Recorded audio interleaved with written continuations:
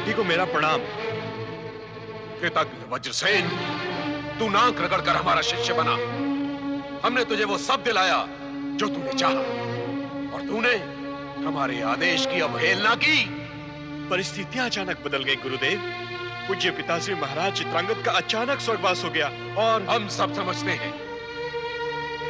क्या तू ये कहना चाहता है कि दशानन देश का राजा बनते ही हमारा महत्व तो कम हो गया, और तुम्हारे लिए हमारे आदेश का पालन करना आवश्यक नहीं रहा? हर आदेश की एक सीमा होती है गुरुदेव। राजकुमारी सुमति से हमारा विवाह होने के पश्चात आपके आदेश की सीमा समाप्त हो गई, और उसके पश्चात हमने जो उचित समझा वही किया। क्या तुम हमें अपने राजगुरु का सम्मान नहीं देना चाहते? क्या अब तुम हमारे शिष्य नहीं रहे? मैंने आज जन्म आपका शिष्य बने रहने का वचन दिया था। आपने जो प्रतिज्ञा मुझे दिलवाई थी उसका मैं पूर्ण रूप से पालन करूंगा। तुम अपनी प्रतिज्ञा भूल चुके हो वज्रसेन। दशानन देश का शासक बनते ही तुम्हारा मन बदल गया है। जिस अभिमानी स्त्री का अभिमान खंडित करके तुमने हमारे समक्ष प्रस्तुत किया था, उसी के मोह जाल में फंस चुके हो तुम। जो विवाह शत्रुता का प्रतिशोध लेने के लिए किया गया था, उसे तुमने अपने भोग विलास का साधन बना लिया।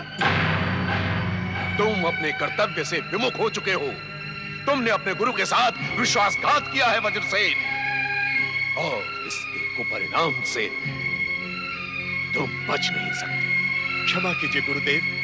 धर्म पत्नी के प्रति भी पति का कुछ कर्तव्य होता है। वो उसके संतान की माता का गौरव प्राप्त करती है। उस कर्तव्य से हम कैसे मुंह मोड़ लेते हैं? वज्रसेन, राजा बनने के पश्चात तुमने बार बार हमारे आदेश की अवहेलना की। हमारे बार बार बुलाए जाने पर भी तुम हमारे आश्रम नहीं आए। यह हमारा घोर अपमान नहीं है क्या? नहीं गुरुदेव, मुझे आपके सम्मान का पूरा ध्यान था। मैं जानता था आप जैसा ज्ञानी गुरु ये बात सरलता से समझ सकता है कि समय बीतने के साथ साथ संबंधों में परिवर्तन होता है। शत्रुता को अधिक समय तक मन में पालने वाला व्यक्ति स्वयं ही स्वयं का शत्रु बन जाता है। इसलिए हमने सुमति के प्रति शत्रुता को मित्रता, स्नेह और कर्तव्य में बदलने का निश्चय किया। अब हम अपने होने वाले युवराज के पिता बनने वाले हैं। इसलिए धर्मपत्नी को सच्चा स्नेह प्रदान करना अब हमारा कर्तव्य बन चुका है। बदल डालो ऐसे कर्तव्य को, और उस कर्तव्य का पालन करो जो एक शिष्य को गुरु के लिए करना चाहिए। वज्रसेन, ये हमारा आदेश है कि यदि तुम सुमति को साथ रखकर उससे प्रतिशोध नहीं ले सकते, तो बहिष्कार कर दो उसका। निकाल दो उसे इस राजमहल से, और हमारे समक्ष की हुई प्रतिज्ञा का पालन करो। अन्यथा प्रतिज्ञा तोड़ने के अपराध में तुम कठोर दंड के पात्र हो सकते हो। अपना क्रोध शांत कीजिए गुरुदेव। मुझे उस प्रतिज्ञा का स्मरण न कराइए जो मेरे लिए निरर्थक हो चुकी है। आप ज्ञानी हैं, महापंडित हैं। शांत मन से विचार कीजिए कि क्या दर्शान देश की गर्भवती महारानी को बहिष्कृत करना मेरे लिए संभव है? प्रजा क्या कहेगी? संसार क्या कहेगा? मुझ पर कृपा कीजिए गुरुदेव। इस अनुचित आदेश का पालन करने के लिए मुझे विवश न कीजिए।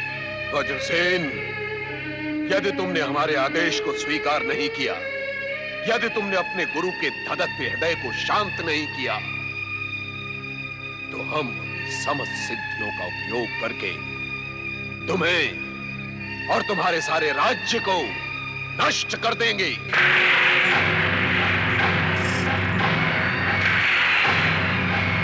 सुमति और भद्रसेन ने हमारा जो अपमान किया था, उसका परिणाम तुम देख चुके हो। हमारी इच्छाओं के विरुद्ध कार्य करके तुमने उस अपमान को भी पीछे छोड़ दिया है। हमारा हृदय अपमान और क्षोभ से दिल मिला रहा है। इस समय जो शाप हमारे हृदय से निकलेगा वज्रसेन, वो तुम्हारे साथ साथ तुम्हारे राज्य को भी नष्ट कर देगा।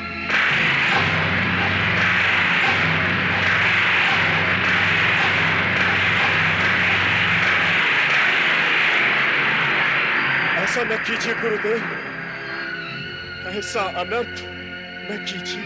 हम तुम्हें एक क्षण का समय देते हैं। तुम हमारे आदेश का पालन करते हो या अपने सर्वनाश को निमंत्रण देना चाहते हो? तुरंत उत्तर दो, हम और प्रतीक्षा नहीं करेंगे।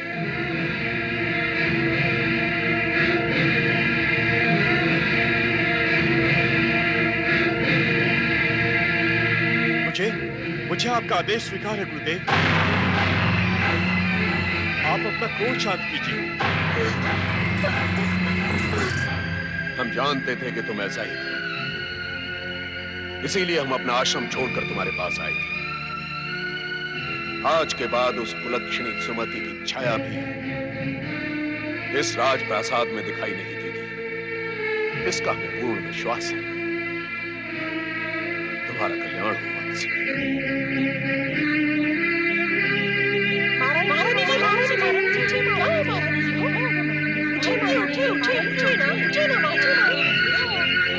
महाराज की जय हो। क्या समाचार है राजवैद्य जी? समाचार शुभ नहीं है महाराज। क्या महारानी सुमति ने युवराज को जन्म नहीं दिया? शिशु युवराज का तो आगमन हो चुका है महाराज, परंतु परंतु क्या?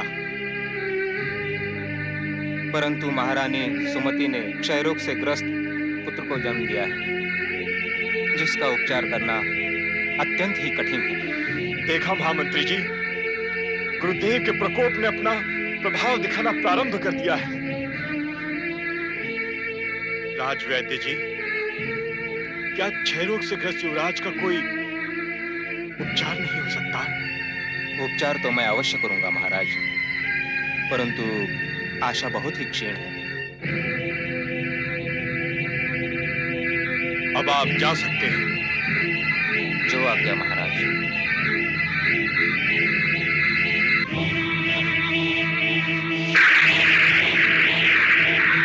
वज्रसेन, तुमने हमारे आदेश का पालन अभी तक नहीं किया। अभी तक तुमने सुमति का बहिष्कार नहीं किया। निकाल दो उसे इस राजमहल से, अन्यथा हम तुम्हें और तुम्हारे राज्य को नष्ट कर देंगे।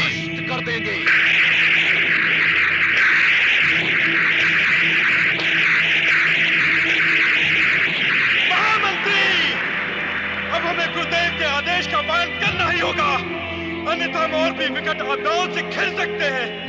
अब महारानी सुमति और उसके 6 गज पुत्र को उपचार के बहाने यहाँ से ले जाइए और दूर वन में किसी एकांत स्थान पर छोड़ दीजिए। परंतु महाराज, प्रसूता महारानी को इस दशा में ले जाना क्या उचित होगा? हम गुरुदेव के आदेश से बच चुके हैं महामंत्री। अब आपको हमारे आदेश का पालन करना ही होगा। यह अत्यंत कठिन कार्य है महाराज, मुझे इस धर्म संकट में मत डालिए। अब आपको हमारे आदेश का पालन करना ही होगा महामंत्री। उसे कैसे करें, यह आपका उत्तरदायित्व है।